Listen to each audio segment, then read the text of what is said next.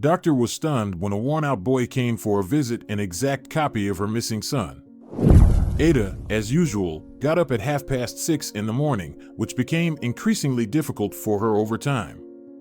After all, the woman wasn't young anymore. A few months ago, she celebrated her jubilee, 65. True, she didn't celebrate her birthday as she would have liked. Almost every woman her age dreamed of a large family with whom she could celebrate all the holidays. Go somewhere, delight each other. But Ada was deprived of that. She celebrated her jubilee among colleagues, and in the evening, she sat in the kitchen with her cat Lucky. Ada had worked at the children's clinic all her life, and at 60, she wanted to retire. However, the management highly valued her and persuaded her to stay. During her vacation, Ada weighed all the pros and cons. After university, she immediately started working as a pediatrician at the children's clinic, and she loved her job immensely. Ada worked honestly and diligently, which always earned her respect from parents, superiors, and colleagues. She used to be a lively brunette who could go without sleep almost all night and work a full shift without any problems. But now her face was covered with fine wrinkles, and her hair had turned gray. She couldn't work as energetically as before, so Ada constantly asked herself one question: was it time for her to retire? Lucky, on the one hand, what am I going to do in retirement? I'm alone.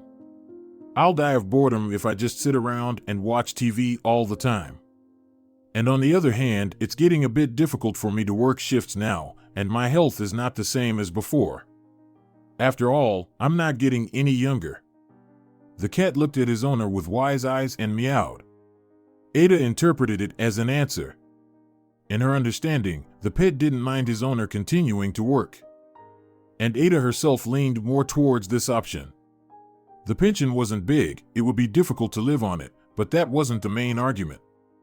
Ada loved children very much, and she enjoyed communicating with them and helping them so that they would smile and laugh, not cry from illnesses. Their sincere smiles were Ada's best reward for her work. When she voiced her decision to stay to the management, the chief physician was pleased and thanked her. "Valuable employees are worth their weight in gold these days," he said, smiling. "Especially cheerful ones like you." Ada smiled sadly, but the chief didn't notice. Many thought that Ada had a good life, that she enjoyed every minute of it. At least, that's the impression the woman created. She came to work every day with a smile, told jokes or stories from life at lunch. And Ada also infected little patients with positivity. But it was just a mask that the woman put on every morning and took off every evening when she stayed alone with her cat in the empty apartment. She would very much like her home to be filled with family warmth and comfort, so that her grandchildren would come to her and delight her. But alas, the woman was deprived of such luxury. However, she didn't complain, didn't talk about how deeply unhappy she was. And since she didn't have grandchildren of her own, she gave her care, attention, and love to her little patients. She treated each of them with special care so that the children wouldn't be afraid of doctors and, on the contrary, would come to them for help without fear. And then, one day, a scruffy boy came into her office. He was wearing a dirty old jacket, torn jeans, and his head was in complete disarray. Following him was his mother, who didn't look any better than her offspring. A yellowed white jacket with brown spots, pants that had long lost their color. There was an unpleasant smell of alcohol and cheap cigarettes coming from her. "Don't they have a home? He looks like a little vagabond." Well, just like his mother, Ada bitterly thought. She treated all children the same, whether they were from a wealthy family or a poor one. She believed that all kids deserved kindness, as they couldn't choose their parents who influenced their lives. For example, once a frightened girl came to her appointment, afraid to say a word. Next to her stood a domineering father who constantly criticized her. She stood wrong, breathed wrong, and, in general, should keep quiet and not say silly things to the doctors. That's when Ada realized that her little patient lived under constant pressure. It made her feel deeply sorry for the girl. She couldn't help her in any way. She only gave her some candy after the visit. Looking at the dirty, unkempt boy, Ada felt a pang in her heart. But it wasn't just about his appearance. This boy was truly special to Ada. At first, she thought she was imagining things because it couldn't be true. But upon closer inspection, Ada understood. Her eyes weren't deceiving her. Oh my! This can't be happening. Ada whispered, clutching her heart. Mrs. Dalton, are you okay? Her young assistant Vicky, who was doing her internship at the hospital, was alarmed. I don't know. What's with the doctors? Are you going to work today or not? I can't hang around here all day. The boy's mother, who was standing next to him, folded her arms across her chest, grumbled discontentedly. The boy himself approached Ada, took her wrinkled hands, and asked, Can I help you with something? Ada closed her eyes, her heart aching. Vicky immediately ran for a glass of water, and Ada, opening her eyes, stared intently at the patient. He was the spitting image of her son Azie, who had disappeared many years ago. I'm fine. And what's your name? Ada asked, coming to her senses. My name is Tim. Timmy, excellent. Let me listen to you, Ada said with a smile, but she thought to herself that he was the spitting image of her son at the age of 5. Then the woman decided to check something else. When she listened to Tim, she deliberately looked at the spot under his left shoulder blade and found a mole there. Azie also had a mole in that spot. Ada's breath caught for a moment. She gathered her strength to finish the examination.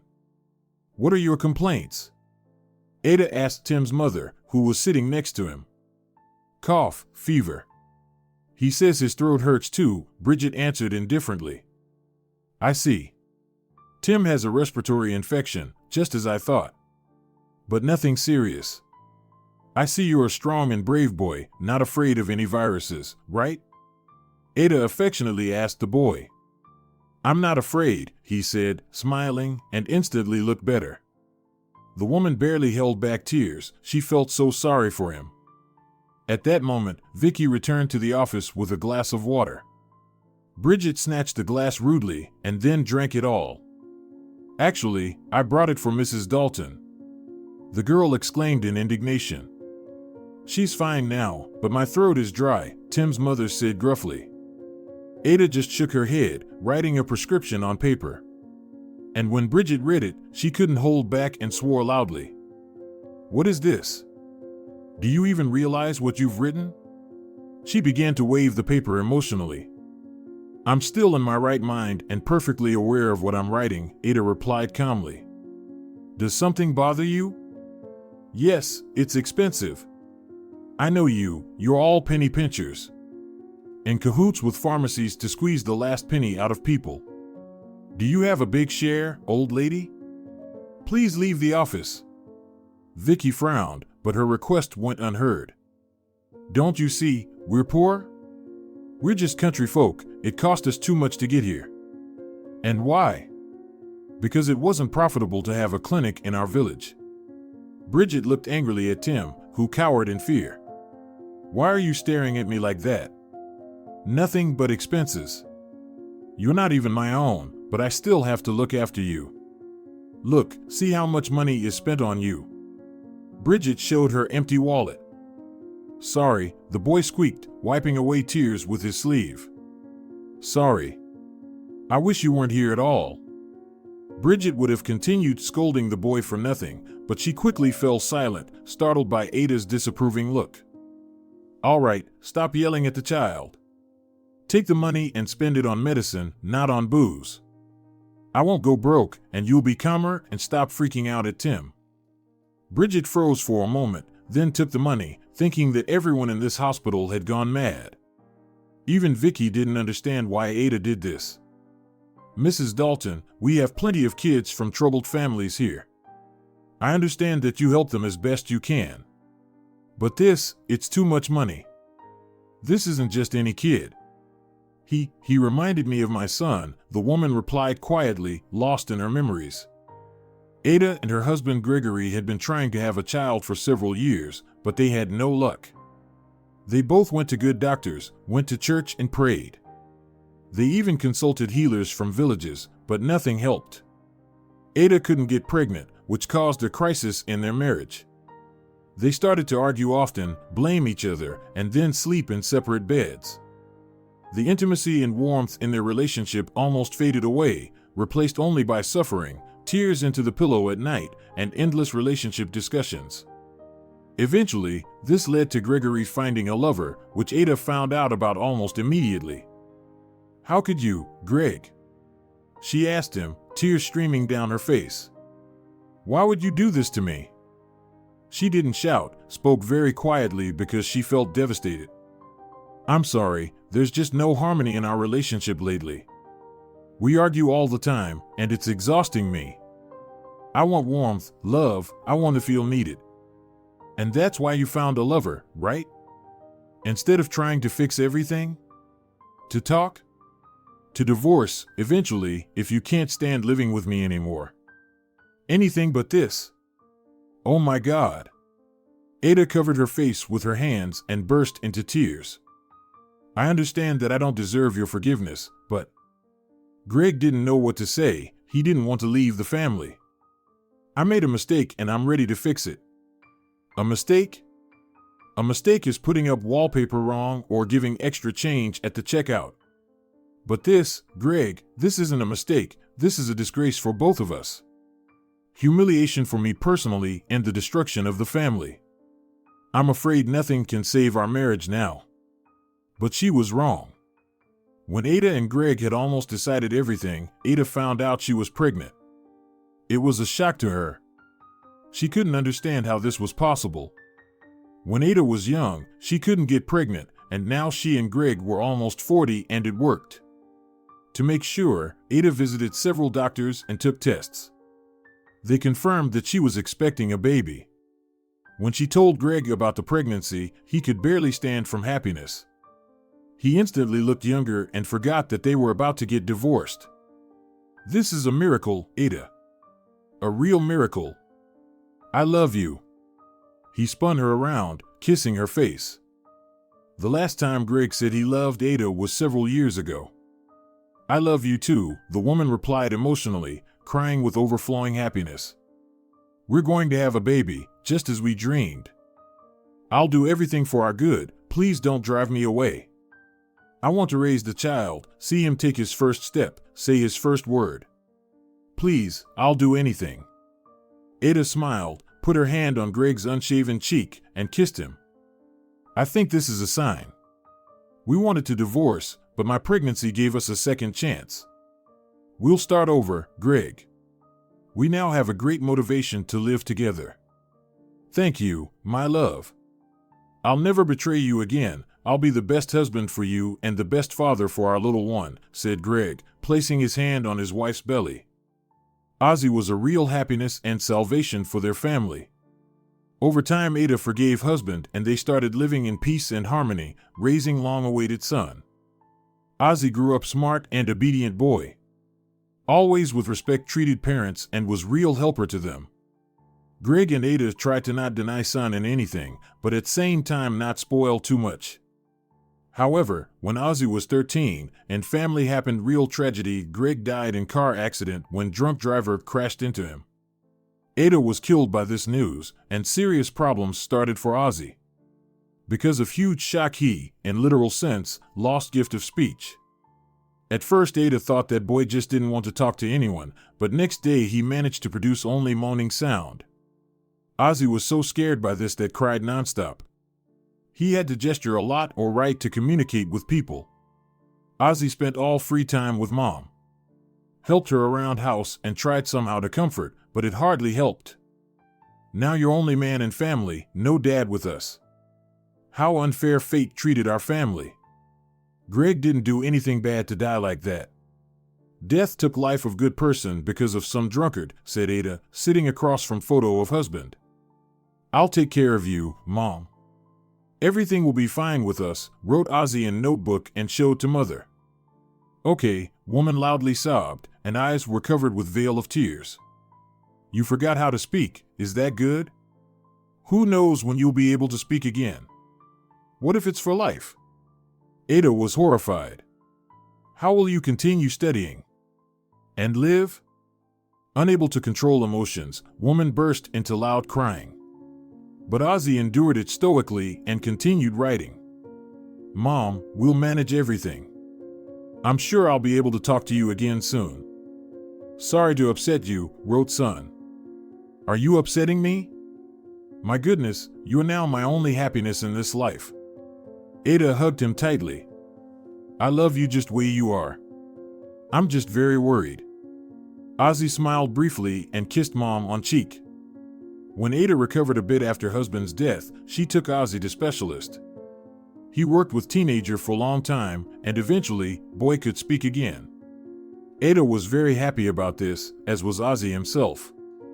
They started planning his future, where he would go to college, what he wanted to become, how many grades he wanted to finish in school. Ada listened to son's desires, and after long deliberation, they planned everything. But sometimes life likes to throw its curveballs, and Ada and Azie were in for some big changes. After Greg's death, she tried everything to make her son happy. Ada felt how he still missed his father, even though 2 years had passed. And she did everything to keep Boy from falling into despair because of it. During summer vacation, Azie invited his friend Kyle. Ada was at work, and Azie had to do Mom's chores around house. So he declined, but Kyle started persuading him. "Let's just go for a bit. I'll help you clean up apartment later," he insisted. "I don't know, not really feeling like going anywhere today." "My head's hurting a bit," said Azie. "Just relax, pain will go away. There will be girls there and few of my friends. They just suggested going for a boat ride. You know how much girls like that." Kyle dreamily smiled, imagining seeing. "All right, just for a bit. I did promise Mom I'd help." Azie couldn't resist the opportunity to show off to girls on boat. He was teenager, and hormones were starting to stir butterflies in his stomach. They walked to beach and got into boat. Girls stayed on shore to prepare sandwiches for boys when they returned. And everything could have gone smoothly if teenagers had taken into account strong current. "Let's not drift too far away," Azie looked at the receding shore. "Yeah, come on, Azie, don't chicken out. That river's so fast." Kyle vigorously paddled with a cheerful spirit. "I'm not chickening out, I just don't want the girls to miss us," Azie frowned. In reality, he was afraid, but was it worth showing his fear in front of the guys? He'd look like a wimp and a coward, and they'd quickly make fun of him. The boat, cutting through the waves, sailed towards the center of the river. Azie could see how branches and twigs swiftly passed underwater, twisting and disappearing into the darkness. There was something frightening in this dance of the twigs. The boy understood, they shouldn't be swirling like that, something was wrong under the water. Before his thoughts could dissipate, the boat was thrown to the side. The bow plunged underwater, and the ripple of waves hit the side, overturning the boat. In an instant, the boys found themselves in the icy river. With loud cries, they managed to get to shallow water and reach the shore. Everyone except Azie, who was struggling and couldn't swim properly. Kyle wanted to swim to him, but his friend stopped him. "He'll drown." Kyle cried desperately, watching as Azie was carried away by the current. There was still time to save him. "And we'll have 2 corpses instead of 1? Are you tired of living or what? Let's call for help. Somebody. The boy's drowning there." While the boys thrown from the boat were paddling towards the shore, the current caught Azie and carried him straight to the rocky rapids. No matter how hard he tried to swim, the ruthless force of nature was stronger, and it carried him downstream like a stone, surrounded by foaming waves. Kyle tried to find help, but his friends convinced him that there was no one to help anymore. Azie was being swept away, which meant he was probably dead. Kyle didn't want to believe it. He got into a fight with his friend, who persuaded him not to swim after Azie. Then he burst into tears and collapsed onto the sand, clutching his head in his hands. The thought pulsated in his head that Azie didn't want to go anywhere in the first place, and that he shouldn't have persuaded him. "It's my fault, he drowned because of me." The guy whispered hoarsely. "I killed him. I killed Azie." Kyle immediately got up and ran to the clinic where Ada worked. Seeing the guy in a shocked state, soaked to the bone, she first gave him a sedative and then asked what happened. Kyle, with tears in his eyes, somehow managed to tell about the river, the boat, and the strong current that swept Azie away. The woman turned pale. She fainted, and a nurse rushed to help her. Meanwhile, Kyle, feeling a surge of adrenaline, called the search and rescue team to tell them about the incident. He was afraid to call the police, believing himself to be a murderer. "I have to go there. My boy," Ada kept saying when she came to. Kyle led her to the beach, and together they waited with bated breath for Azie's appearance. Both of them hoped that he had survived. He just got lost somewhere and couldn't make it back. But hours passed, and then days. Ada didn't leave the phone at home, waiting for a call. All this time she prayed and begged God not to take away her only son. The phone's ring broke the eerie silence in her apartment. She was informed that the body still hadn't been found, only his sneaker washed up on the shore. "Are you sure?" Ada asked with a trembling voice. "Yes. Please, leave the sneaker, I'll come for it." The woman put down the phone and burst into tears, loudly, desperately, unable to hold back. Her chest constricted with pain, her heart pierced by hundreds of daggers. She lay down on the couch and hugged herself around the knees. 2 years ago she had barely survived the loss of her husband, and if it hadn't been for Azie's support, Ada didn't know how she would have coped with it. And now she had lost her son, whom she had dreamed of for so long. She believed that it was God who had given her a child for all her suffering and attempts to conceive. But why then did God take him away? Ada didn't understand this. She was left alone, completely alone. And all she had left of her son was a sneaker. She had bought these sneakers a couple of days ago, and Ada had told Azie to be careful with his new shoes. "How could this happen, Azie? How? I couldn't protect you, I didn't see it coming.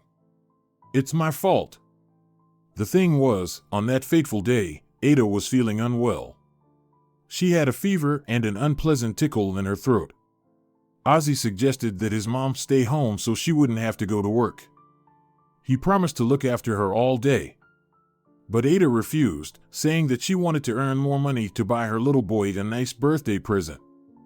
At work, however, something strange happened. There was a small glass angel on the shelf in Ada's office, and suddenly, out of nowhere, it fell and broke. Then Ada's colleague said that it was definitely a bad sign. And the woman didn't pay attention to it, suffering from a fever. "If I hadn't gone to work, I wouldn't have let him go to that river. And he wouldn't have gone, my boy wouldn't have left me alone. Lord, how can I survive this?" whispered Ada. In her, like in any other mother, there still remained hope that her son had survived. After all, his body had never been found. She turned to the police, search and rescue teams, and even volunteer organizations. Everyone who cared rushed to comb through miles of river downstream. Azie's schoolmates, Ada's colleagues, the police, and just ordinary citizens of the town. Even volunteers from neighboring regions joined the search. Kyle, finding no solace, went out with the search teams every day, for whole days, until he fell ill with a severe cold. The guy was ready to dive into the river and inspect every inch of the bottom. But even the divers couldn't submerge, the turbulent river wouldn't reveal its secrets. Azie was never found. Rescuers concluded that Azie was swept away by the current under a snag at the bottom or trapped between rocks. Ada organized a funeral for Azie with an empty coffin. She was the only one present at it. That was her wish. Every day she came to Azie's grave, talked to him, brought food that was later eaten by crows. Before leaving, she smoothed the monument, touched it with her lips, and left. At home, she faced oppressive silence, loneliness, and Azie's sneaker, which she carefully stored in the closet. Sometimes she would take it out and hold it to her chest as if hugging her son. With time, the news of the boy's death subsided. A memorial plaque was hung at the school, a new monument was placed at the grave, and only Ada and Kyle visited him at the cemetery. A couple of years later, she took in a kitten. 2 stray dogs surrounded him on the street, intending to attack the defenseless little one. Seeing this, Ada chased away the stray dogs and took the frightened kitten with her. "Well, now you're safe. You won't be alone, and I won't be alone, Lucky, said Ada and stroked the kitten's head. After her son's death, Ada tried not to bring up the subject. It was already hard enough for her. Losing a child is always a huge sorrow and shock. She went to work, behaved as usual, treating the little patients with trembling and love. Her colleagues tried not to disturb her for the first time, and then, seeing that the woman had recovered, everything somehow fell into place on its own. At least, that's what they thought. But even 15 years after her son's disappearance, the pain of loss pierced Ada. "Where's my little boy?" Ada uttered with one voice. "Mrs. Dalton, I'll bring you some more water," Vicky said with concern. "No need," the woman sadly smiled, holding back tears with all her might. "I just suddenly felt sad." "It's okay, everything's fine. Let's continue working." The day passed as if in a fog. Ada constantly thought about that boy. Maybe this is reincarnation. Maybe my Azie has returned in the form of this boy. No, I need to think realistically. How is such resemblance possible? I wonder who his real parents are. After finishing her shift, Ada firmly decided to find out everything, realizing that this incident wouldn't let her rest. She looked into Tim's medical record and saw the address she needed. On Saturday, she took the earliest bus and went to the settlement. She was overwhelmed with excitement. Ada was afraid and yet not afraid to learn the truth. For some reason, she felt that this day could change everything in her life. Bridget and Tim lived in a poor settlement. It was evident that the administration no longer wanted to invest in it and was waiting for it to die out on its own. People moved to the city or larger villages because there was no life here. The old half-ruined church, a shop with dirty walls, and faded, slanting, or even burned-out old houses only added more gloom and hopelessness to this place. Ada felt uneasy. She wanted to take Tim away from here immediately so that he wouldn't grow up in such an environment. She hoped that at least his house would look a bit better, but she was wrong. Bridget and the child lived in a leaning house. The yard was littered with garbage and bottles. The fence was about to collapse from a gust of wind. Ada crossed herself and knocked on the door. "Who's there?" A rough female voice came from behind the door. "The pediatrician. You came to see me with Timmy yesterday. What do you need?" Bridget peered out from behind the door and was clearly displeased with Ada's unexpected visit. "To talk." Bridget sighed heavily but still let the guest inside. Strangely enough, it wasn't as terrible inside as it was outside. There was no litter lying around, no dirt. Except for the unwashed dishes in the sink. "Where's Tim?" Ada asked. "Sleeping," Bridget waved. "Finally, he's asleep. He's been annoying me already. He just dropped on me like snow on my head. I'm his aunt, and my sister died a few years ago. A car hit her when she was crossing the road in town. Some rich guy who didn't even pay a fine. And I took her son. Now he gets money for the loss of the breadwinner. But of course, I take that money. I have to support him somehow." Ada pursed her lips disapprovingly, realizing that the money clearly wasn't going towards good food and clothing but towards a bottle. "Someday he'll drive me crazy. I'll take him to an orphanage. Yes, I'll be left without money, but at least I won't have to suffer with him," the woman sighed tiredly. "I don't like other people's children. I wanted my own, but it didn't work out." "And the father?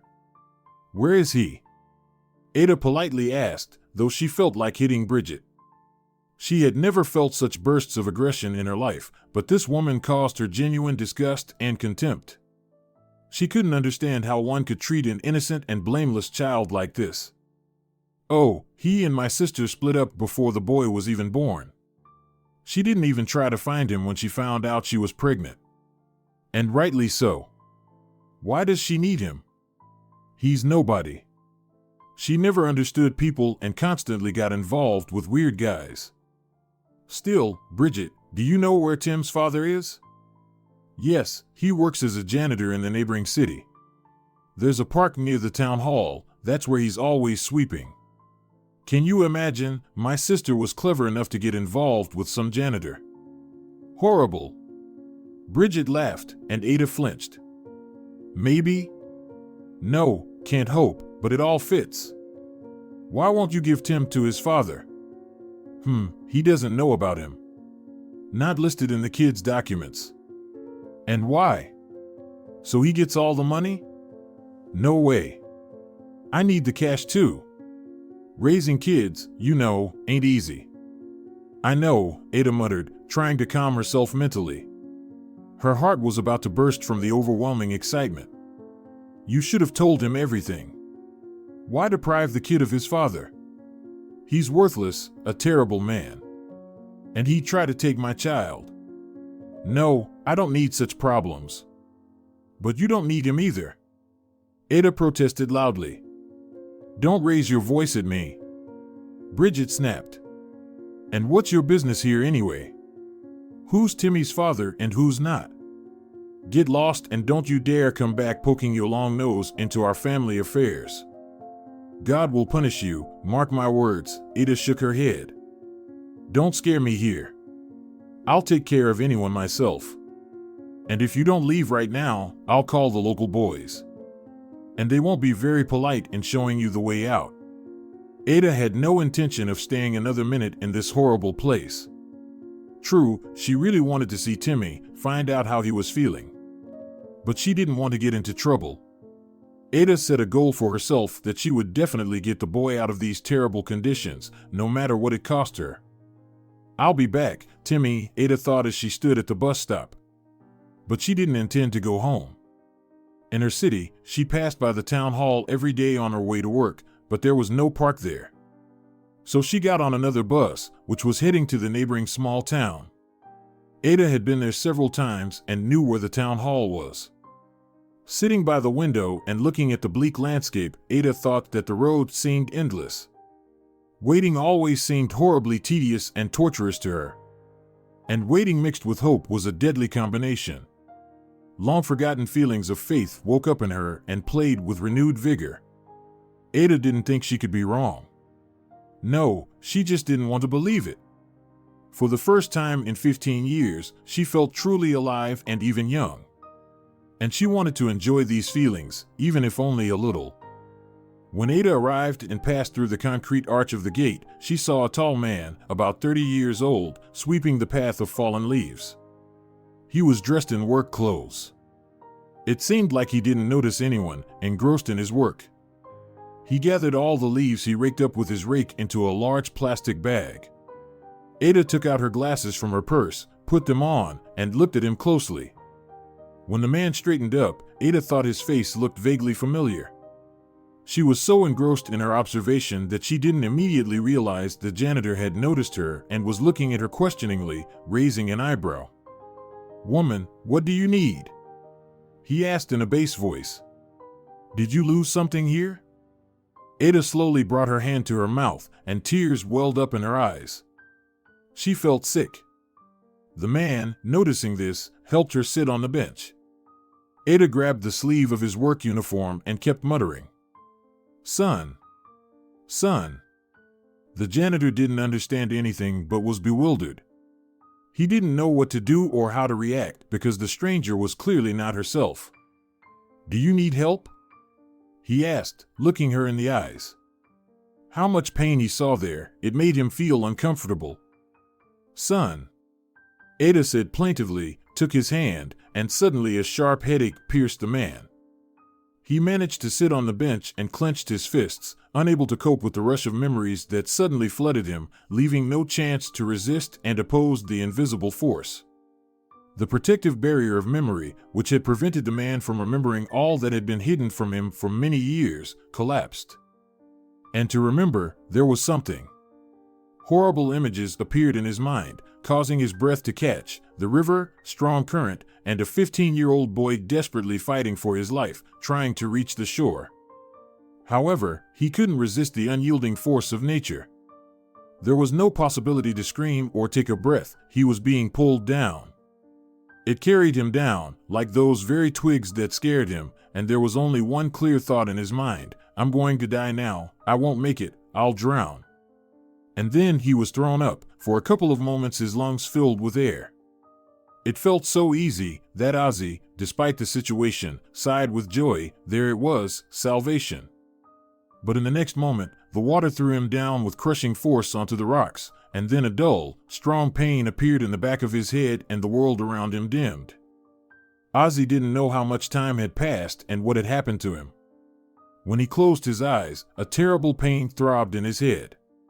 Everything was spinning before his eyes.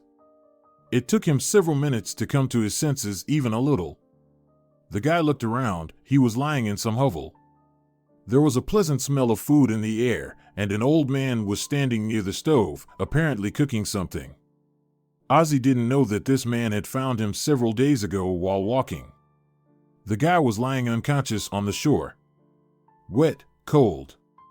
He was practically not breathing. Franklin couldn't pass by him. He approached and examined him. The young man was alive, and the man decided to take him home. He looked strong, so he could still be useful around the house. And Franklin himself was somehow lonely in the hovel. Fate hadn't given him a wife, children, or even a normal home. So Franklin spent his whole life wandering. Loneliness that lasted for decades was scarier than death. With years, Franklin became an outcast for everyone. Whoever saw him feared the crazy old man. And he, in turn, desperately sought some company, be it forest animals or even fish in the river. All Franklin's soul desired was to find a person to dedicate the rest of his life to. At home, Franklin looked at the teenager and noticed a strong bruise on the boy's head. "Well, you're unlucky," Franklin scratched his head. "At least you're alive, but I've seen so many young ones dead in my life. Everyone jumps into this river and drowns. Fools." The old man lamented. "It's taken many lives. Not a river, but a real graveyard." He waited for the guy to come to. And then Azie opened his eyes and weakly called out to his savior. Finally woke up. The old man smiled and handed the boy a glass of water. "Where am I and who are you? What am I doing here?" asked Azie, wincing from the pain. He took the glass and drank it all. "Well, son, you don't remember anything, do you?" "Just my name, Azie." "Well, that's good. Forgot your father?" "How come, Azie? I told you not to go into that river." "But no, you didn't listen to me again, you scoundrel. Almost brought me to death. Are you my dad?" The boy asked foolishly, looking at the gray-haired man with a lost gaze. Franklin smiled and patted Azie on the shoulder. He deliberately deceived the teenager to leave him living with him. The boy still didn't remember anything. And Franklin couldn't know where he came from and who his parents were. He decided it was better to shelter him with him than to send him into the unknown. What if something else happens to him? What if he's an orphan or his parents are alcoholics? Franklin assessed all the risks, as the boy's memory could return at any moment. But on the other hand, he was already so tired of endless loneliness. Legends circulated about his hovel. People were afraid of him and avoided him. Even when Franklin tried to help them get out of the forest. For everyone, he remained a crazy old man whose hands were stained with blood, although Franklin was a very kind person. Even loneliness didn't spoil his soul. "I've got nothing anyway. Just my hovel, which can't even be called a home. What will I lose? If Azie's memory doesn't return, then I'll have a son, my joy in life," thought Franklin, finally deciding not to tell the truth to the found lad. "Yeah, I'm your dad," Franklin smiled with a toothless grin. "And where's Mom?" "Mom left us a long time ago." "Left you and me many years ago," Franklin lied skillfully. "But it's okay, Azie, we've dealt with things before and we'll deal with them now. Your memory will come back, you'll remember everything." "Hungry?" "Yeah, a little." "Thanks," Azie smiled at Franklin, and the man's heart melted. He knew he was doing wrong, but he didn't want to let the boy go now. Franklin's hovel was in the forest, but not in the deep wilderness. However, there was practically no one around here. Only occasionally, mushroom pickers and young people came to relax in the forest near the river. Azie was several kilometers away from his hometown, and he had completely lost touch with his past. That's why his memory didn't return, much to Franklin's delight. Franklin helped Azie to get stronger, and his life started to sparkle with new colors. He and his foster son went mushroom and berry picking together, spent every evening together, telling various stories. And every time Azie called him Dad, the old man barely held back tears. He had a family now, the one he had dreamed of for so many years. And even though he acquired it through deception, it didn't matter so much to Franklin. Now he could talk to Azie calmly and feel that he was needed by someone. Azie became attached to Franklin. He really considered him his father. In addition to that, he believed that his real mother took their home and kicked them out onto the street. According to Franklin, he was sick and couldn't work. So he and little Azie had to build this hovel in the forest to have some shelter. The young man couldn't understand how his mom could do that to him. He even suggested to his father to find her and sort things out, but Franklin discouraged him and told Azie to just let it go and accept it. Dad, maybe we should build a proper house, huh? I'll get a job, and with my salary, we'll work on construction. My health isn't what it used to be, Azie, Franklin said. For years had passed since the old man found the boy. Let me handle it then. I don't want to live on in this hovel. Son, I don't have much time left. Let me die here. These were the best 4 years of my life. 4? Dad, what do you mean? But Franklin just smiled mysteriously. After finishing his tea, he lay down in bed, and in the morning he was no longer there. He had a weak heart, which Azie didn't know about. The guy was aware that his father was having health problems, but not so serious that they would threaten his life. Franklin himself didn't want to complain about his condition so that his son wouldn't worry too much about him. He wanted to spend his last days with him in peace and quiet joy, rather than in grief and anticipation of death. The departure of his father was a real blow for Azie because besides him, the boy had no one. He buried him next to the hovel because Dad loved this place and didn't want to leave it until the end of his life. I'll miss you, Dad, Azie said, sitting by the fresh grave. I can't stay here. I'll probably go to the city. Find a job, a girl, get married, and we'll have a family. If I have a son, I'll definitely name him after you. I owe you everything, Dad. You didn't abandon me, unlike Mom. And even though we had our tough times, we coped with everything, and I cherish the time spent with you. I love you. Azie wiped away a tear and ran his hand over the cold ground. After his father's death, Azie moved to the city, but not to his hometown. Usually, he and Franklin went to a small town to sell mushrooms and berries there. Franklin hoped that this city would be unfamiliar to Azie and that his memory wouldn't return. And the man's hopes were justified. True, finding a job turned out to be not so simple. Azie had no documents and no skills. He even had to learn to read again in his teens because of the head injury. He forgot how to do it. Azie wandered the streets, trying to find a place to go, but it was all in vain. However, one old man took pity on him, seeing Azie sleeping on a bench in the park. What are you doing sleeping here? Don't you have a home? The man asked. No, Azie replied. I've been living with my dad in the forest in an old hovel all this time. Dad died a few days ago, and I came here to find a job and start over.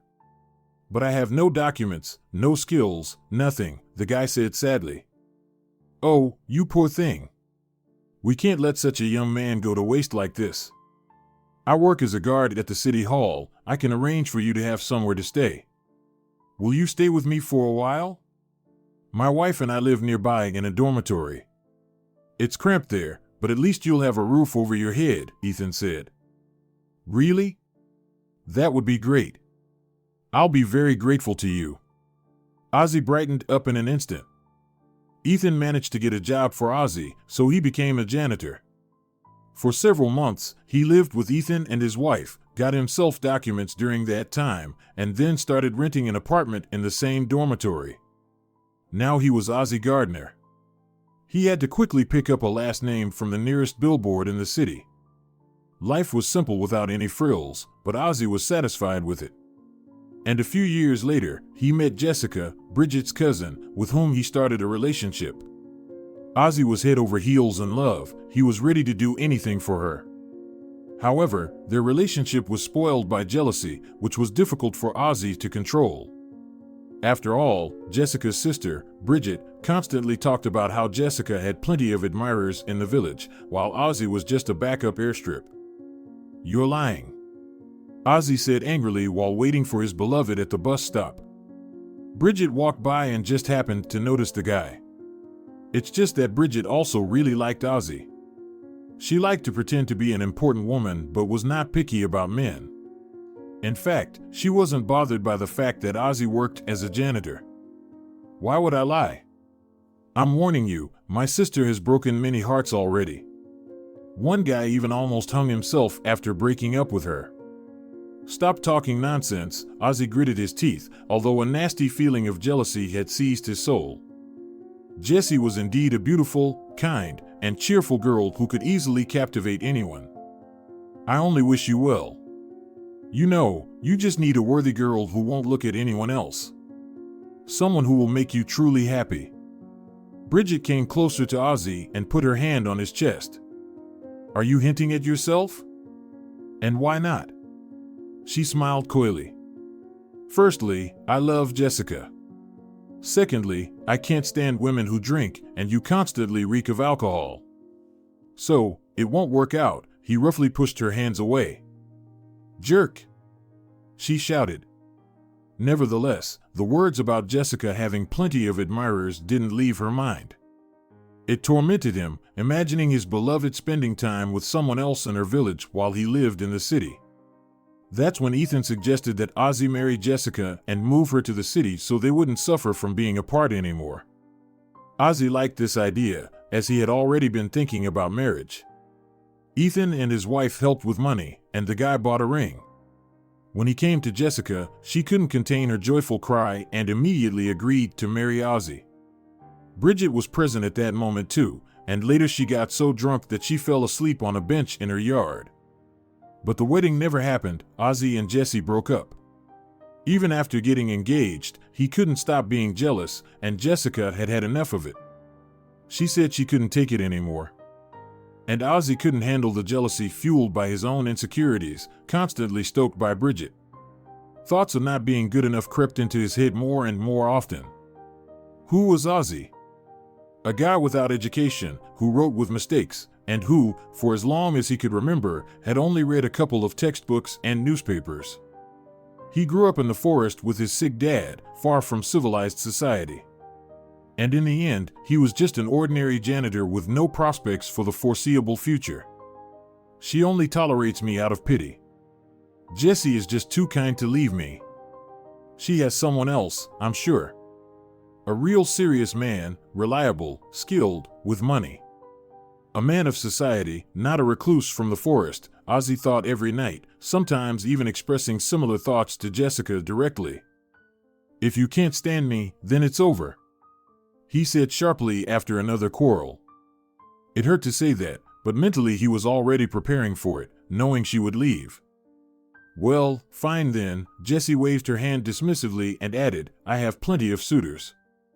So, it's no big loss, her voice trembled. Then go to them, Azie yelled, and Jessie left. For several weeks after the breakup, Azie kept coming back. Ethan insisted that the guy go to the village, make up with Jessie. After all, they were young, they broke up for such a silly reason. You're still hot-headed. You don't think about the future at all. If you love her, fight to get her back, Ethan said. I don't know, it's all so complicated. You complicated it yourselves. I'm telling you, go, make up with your beloved already. Azie was so tired of the negative emotions and the sense of hopelessness after the breakup that he decided to listen to Ethan's advice. On the way, he bought a modest bouquet of flowers for Jessica. But as soon as he entered her house, he saw that Jessie was there with another man who was hugging and kissing her. Is that so? Azie said quietly and shook his head disappointedly. Is that how you loved me? Jumped into bed almost right after the breakup. Azie, no. It's not what you think, Jessie began to justify herself. My sister was right about you, I was your backup. And this guy, apparently, was the main option, right? Azie glared angrily at the man. You'd better leave, said Jessie. We still broke up. Why did you come? I wanted to win you back. I love you, you fool. I only hoped for our reconciliation in vain. Azie threw the bouquet on the floor and left.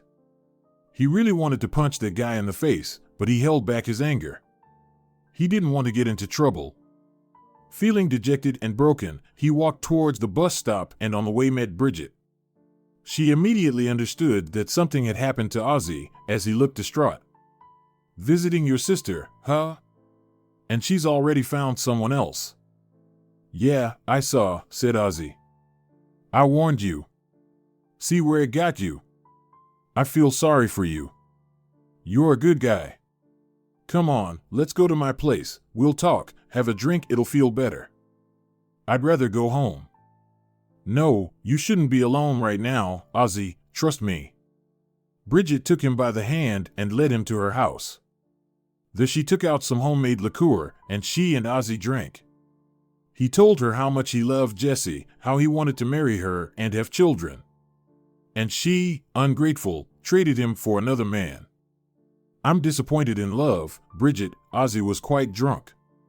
There are no decent women. There are, Azie, there definitely are. You just don't notice them. You're such a good and wonderful, handsome, prominent man. My sister is a fool for trading you for someone else. I wouldn't do that to you. I would take care of you and make you the happiest. Bridget kissed his face and unbuttoned his shirt. Azie resisted a little, but couldn't resist. She gave him what he needed, support and the feeling that he was needed and loved. They spent the whole night together. And early in the morning, Azie left and never returned to that village.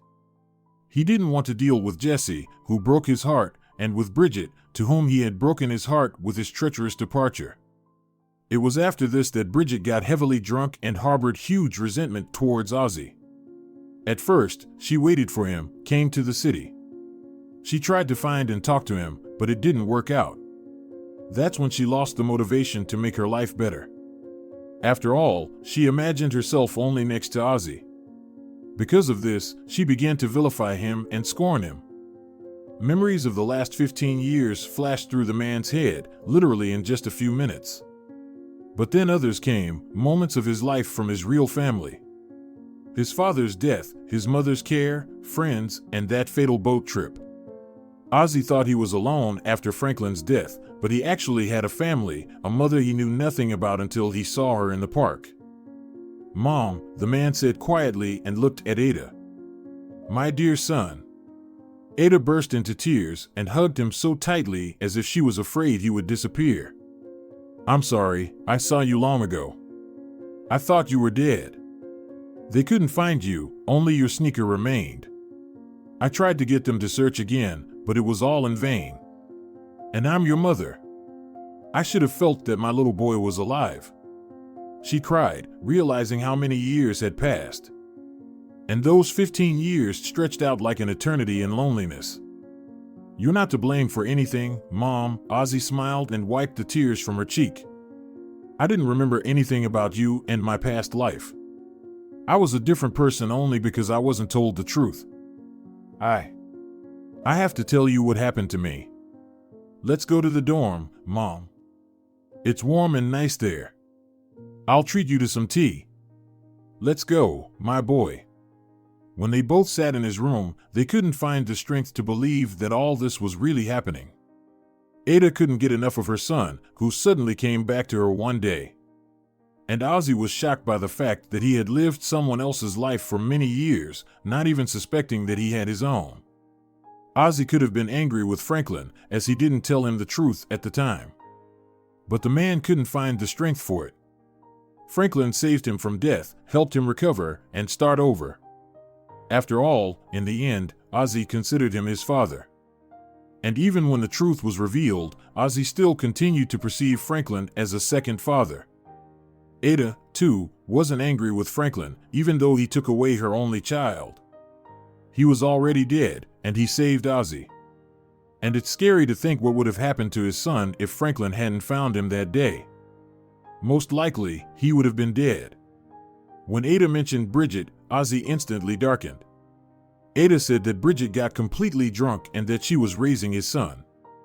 What? I have a son? The man almost spilled hot tea on himself. Yes, and she doesn't want to return him to you, the woman shook her head. You should see in what conditions he's growing up. In an old house that's about to collapse, with a drinking aunt who, basically, doesn't care about the child. She only keeps him around for the money and doesn't even want to show you Timmy because she's afraid you'll take him away. A son. I have a son. Azie grabbed his head. Jessie.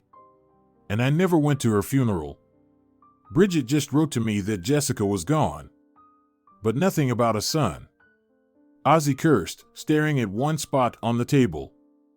If I hadn't seen Timmy, I wouldn't have even thought about it, Ada sniffled with a happy smile. He looks so much like you. Even the mole under the shoulder blade, just like yours and your father's. I'll make sure my son lives with me, not with that crazy alcoholic. How much blood did she drink from me and from Jessica because of her obsessive infatuation? Azie clenched his fist. So that's what it is? Ada shook her head. Looks like you broke her heart, that's why she kept silent about Timmy. But she told me something completely different. Oh dear. Ada sighed heavily and frowned. She's still not indifferent to you, Azie. She's seeking revenge, seeking it in dirty ways. I won't let her ruin my son's life. Azie became so stern that Ada even flinched a little. But when she touched his hand with hers, the man immediately softened, and his gaze filled with warmth and love. Ada brought Azie home, and he remembered his childhood and youth spent in this apartment. Finally, he felt at home. Lucky was studying the new tenant with curiosity and quickly got used to Azie. Ada showed her son his childhood photos, and Azie gradually remembered his life. He couldn't believe that one day, one incident turned everything upside down. Azie was afraid that the same fate would befall him as Franklin. But after his mother appeared, he dismissed all doubts. A few days later, they went to the village. As expected, Bridget didn't want to give Timmy to Azie and Ada. She swore, threatened to call tough guys to chase away unwanted guests. The drunk woman locked herself in the house and didn't let anyone in. You should have thought about it earlier. Bridget shouted. You pretend to be noble here, but do you remember how you treated me, huh?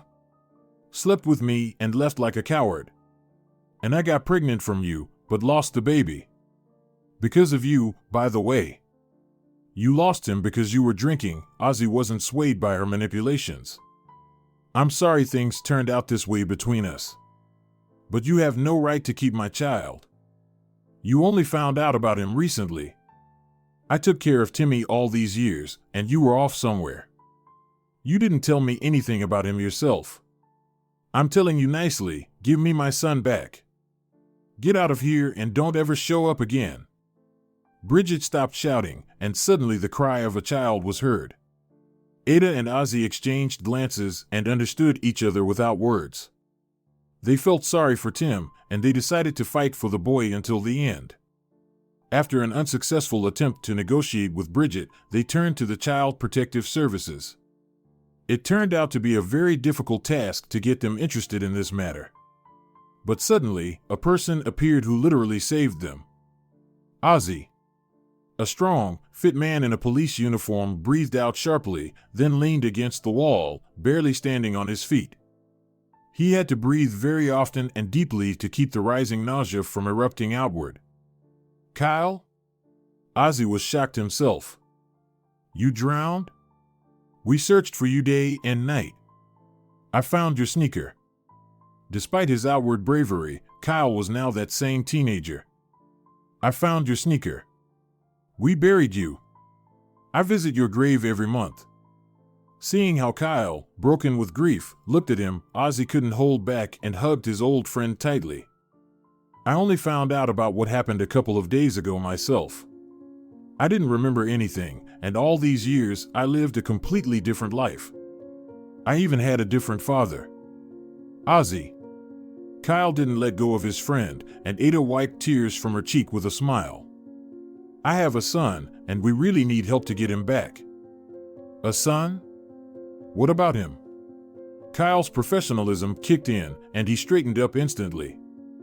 Azie told him what had happened, and Kyle, filled with determination, said he would personally take care of the matter. It took a while, but it yielded results.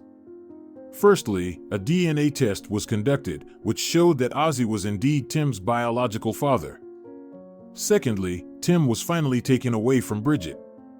The boy himself was relieved to leave that house because he was not being taken care of properly. Bridget hardly looked after the boy, which led to some health issues. But neither Azie nor Ada were deterred. They were ready to take care of the boy's health and upbringing. When Tim was in the hospital, Azie visited him every day. He wanted his son to get used to him and soon started calling him Dad. "Are you really my dad?" Tim asked. "Yes." "Where were you all these years?" "Life is complicated, kid. If I had known about you, believe me, I wouldn't have let you grow up in such conditions. You won't have to put up with the drinking aunt anymore. Now you have a real family that will take care of you," Azie said with a smile, tousling the boy's hair. "I'm glad I met you, Dad," the boy said, looking at Azie with big brown eyes. "And I'm so glad too, son." Azie squeezed Tim's hand lightly. "I'll come to see you again tomorrow, don't be lonely. You'll get better soon." When Azie came home, he told his mother that he really wanted to study to get a proper job and support them. He didn't want his son to lack anything. Ada approved of Azie's decision and started helping him. Several years passed after that incident. Ada, Azie, Tim, and Lucky lived in the same apartment. Tim grew up to be a smart and obedient boy, much like Azie once was. He studied hard and dreamed of becoming a doctor, like his grandmother. Meanwhile, Azie continued his education but worked in a more prestigious job at one of the companies. His salary was good, and he could support his son and help his mother. It was at this company that he met Monica. She was a good, kind, and modest woman, divorced and raising a daughter. And after 6 months, the happy family was preparing for a wedding.